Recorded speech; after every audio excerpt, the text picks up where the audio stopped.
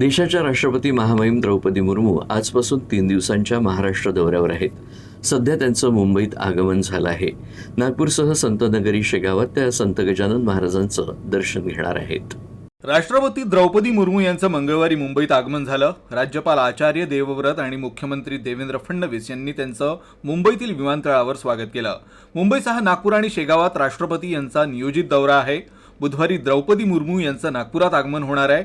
नागपूर हे संघ मुख्यालय आहे. अशातच नागपूर दौरा असल्यानं त्यांच्या भेटीला अधिक महत्त्व प्राप्त झालंय. नागपुरात ब्रह्मकुमारीजच्या कार्यक्रमात मुर्मू उपस्थित राहतील. ब्रह्मकुमारीजच्या राज्यव्यापी अभियानाचा राष्ट्रपती द्रौपदी मुर्मू यांच्या हस्ते भव्य शुभारंभ होतोय. जामठातील ब्रह्मकुमारीज विश्वशांती सरोवर इथे या समारंभासाठी जय्यत तयारी करण्यात आली आहे.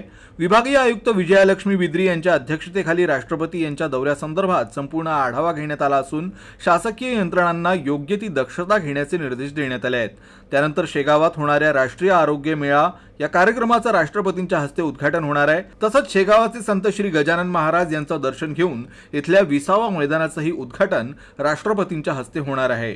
यावेळी राज्याचे राज्यपाल आचार्य देवव्रत, वरिष्ठ मंत्री आणि अधिकारी उपस्थित राहतील.